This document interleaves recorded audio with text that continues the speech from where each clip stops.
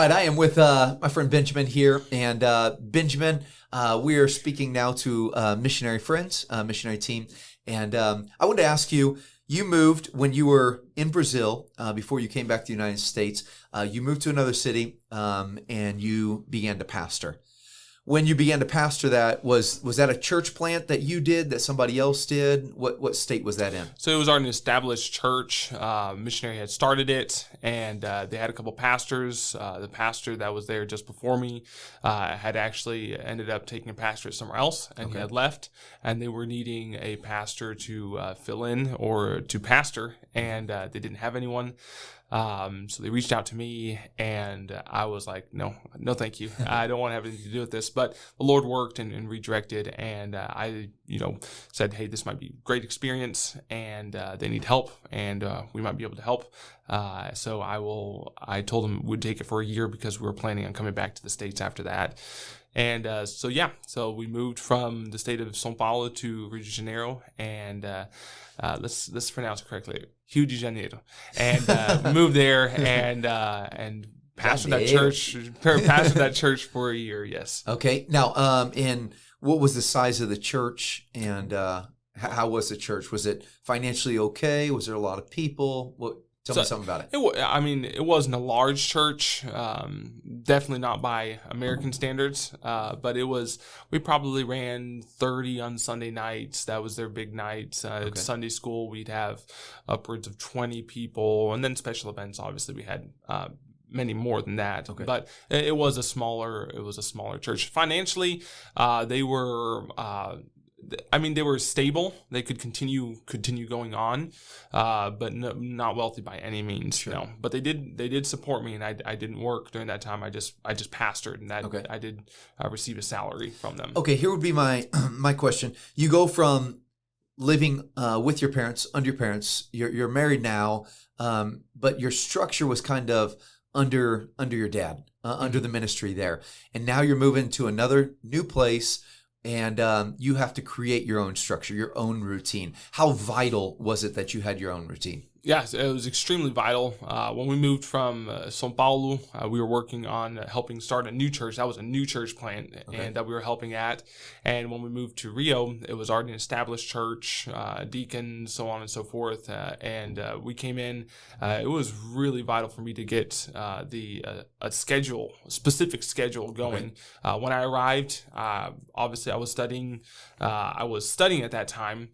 Full time. I was studying Bible college. I had all online classes, so I had classes to watch, homework to do, stuff to get studied and put in. And then I went from preparing pretty much 0 messages to preparing 3, 4, 3+ messages a week. And it was just overwhelming at the beginning. I just felt like I was drowning. I was just like constantly rushing for the next next deadline. I was just I was just going.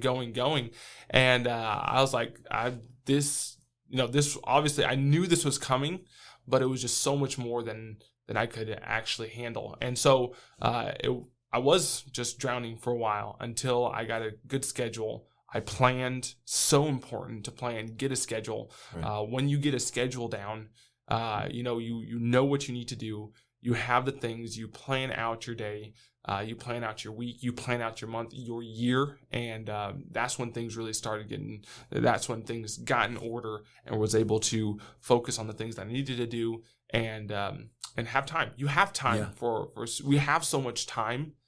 We think that we don't have time, but we do have time, but we do need to use it wisely. If not, we are going to just be floating. We're just going to kind of surviving.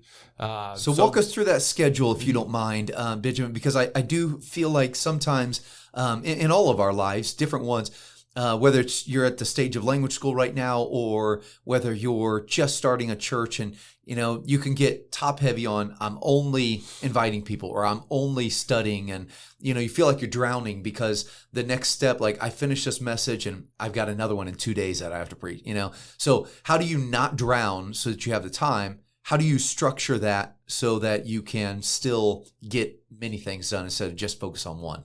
Yeah. So obviously, I noticed I got to get something down. So I decided, hey, what am I going to be preaching and teaching? Mm-hmm. And so I had series. I planned several series, and then once you do know series, you know what's coming next. You know how to study for it. You know how to plan for it, and that helped me a lot. I had a series on Sunday morning that I was going to teach. I had a series on Sunday evening I was going to teach, and then Wednesday evenings I had a separate goal in mind for those messages. And once I had that in kind of in order, like I know where I'm going from here. It's not just like, oh, next one. Right. I know I have a goal in mind. So that really helped. If you do that, that is going to help you on the message side, preparing for that. Let me pause right here. I read not long ago that in scheduling, I don't remember what book, but it said for every 10 minutes that you schedule the day before. So if you sit down tonight and you say, tomorrow these are going to be all the 12 things that I need to get done, and these are the priority, here's the A's and the B's and the C's, or 1, 2, 3s.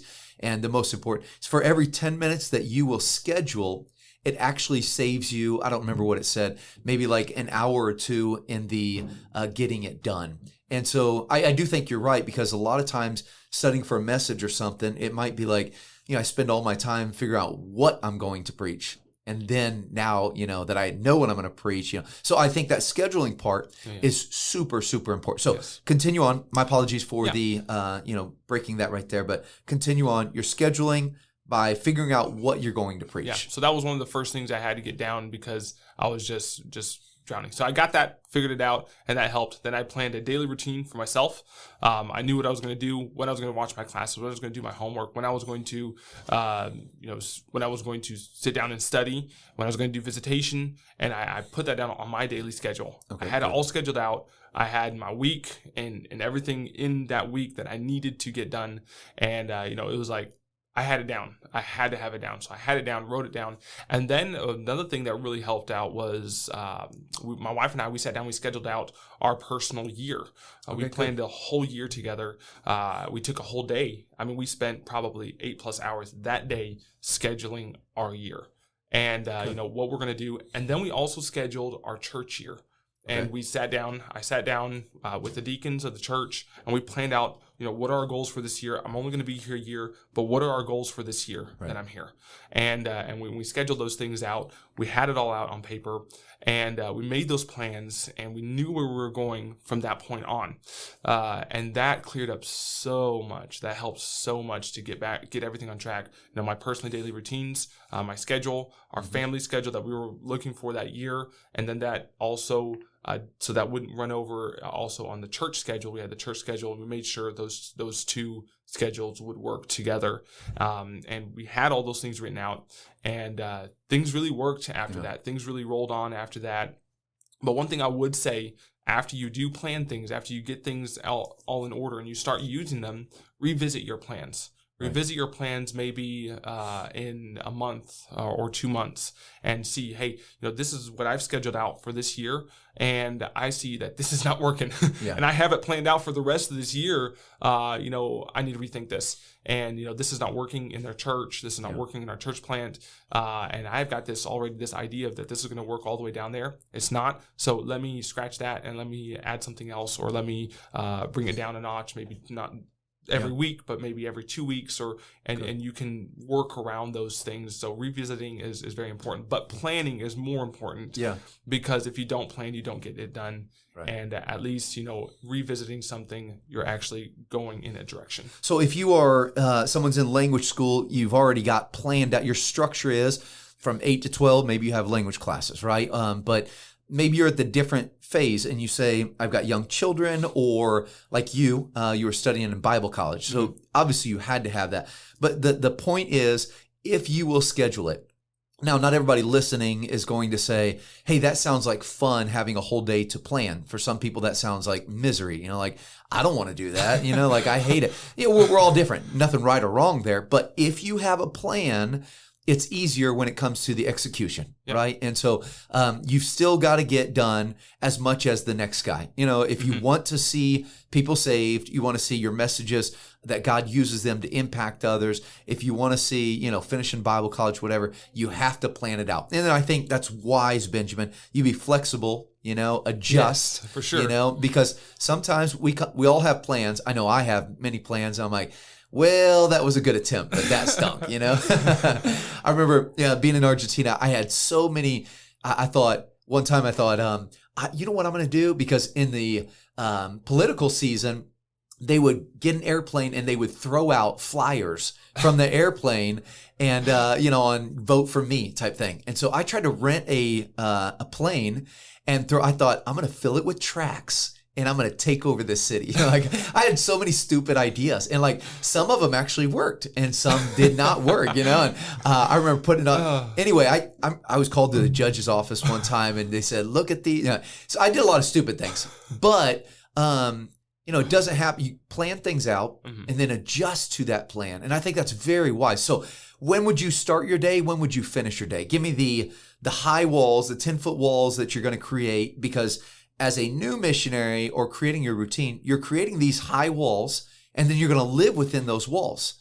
And then out, after that could be 8 to 5, that could be whatever it is. And then you go on. So when did you start your day? When did you finish? Was that every day? And give me some of the big blocks of the day. Yeah. So schedule, I'm just going to kind of give you an idea of my schedule as I was pastoring. In the mornings, I had Bible college. So Mondays, I worked nonstop pretty much from Tuesday through Sunday night. Mondays was our day off. And it was the day off. Like, I would put my phone away. Many times I would put it in a bowl in the other room where it would not be calling us, or I would turn it off every once in a while as well. And so that was that day. But just going into our regular Tuesday. So Tuesday morning, I would start watching my classes, my Bible classes on Tuesday morning at 6:00, and I usually went 4 hours. So roughly. It was nonstop classes, so 6:00, 10:00, but then I usually have a break in there somewhere. So you're looking around 10:30, close to 11:00. I was done with my classes that I was supposed to watch and to participate in. So I had that done, and then usually with that time before lunch, I would try to get in any type of homework that was from that class. I would try to get that in. So sometimes I was able to complete that. Sometimes it was just a part of it. And then I had lunch with my family. And I usually took about 30 minutes. I had the lunch hour, but usually 30 minutes of that was either helping my wife in the kitchen. We just enjoy working in the kitchen together. That's when we do things. We talk. We just have a good time at that time. And so prepare lunch, have lunch together, spend some time with my daughter. After that, at that time we only had one. Now we got 3 to spend time with, but spend some time with her. And then after that, I'd finish up any other homework I had, and then I would start studying for the next whatever message I had. Right. And I would study up until 4, 5 o'clock. Usually around 5:30 is when I finished up studying. Finished at 5:30. I usually spend some more time with my family, or different days I might go out and visit for an hour, walk through the neighborhood. Sometimes we would go out with our family and just meet other families for an hour down at the park. We'd get to talk to people. Hey, invite people to church and so on and so forth. Had lunch or supper during that time, and then usually spend a little bit more time with my family. I might even get at that time we had one daughter, so if she went to sleep, maybe I could do another hour of studying after that, and then definitely put a specific time period just for my wife. Okay, good. And we would just spend time during that time. Yeah. Just anything. If we decided to, read a book together, if we decided to watch a movie, if we decided to just talk or do a project. My wife loves doing projects, and I'm the manual labor. And so we would do manual labor together. We would build something together. But just those times are very, very specific. Yeah. But that's what happened for the rest of the week. And Saturdays was obviously a little different. We had different ministries going on, soccer with youth and so on and so forth, and visitation, but just other things. Okay. So that's kind of how it worked. And I try to get in bed 10, 11 o'clock at night, and I'd be studying 6 o'clock next morning. So I've read in a couple different books, and this would be a thought for our friends that are listening.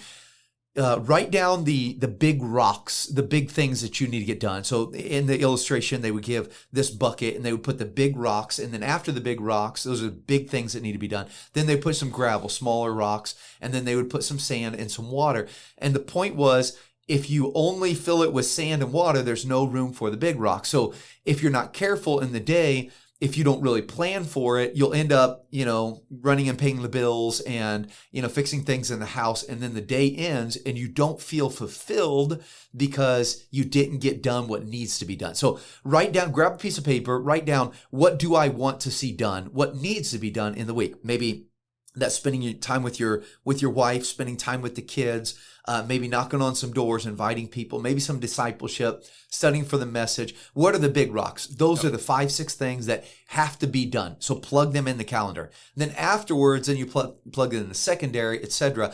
But if you don't plan it, planning, not planning is planning to fail, right? Mm-hmm. And so we don't get things done. So create your structure by knowing the big rocks, and then afterwards you create everything. Well, I think Benjamin, I think that was very helpful, and God used you, and you're getting ready to hit another phase. Yes.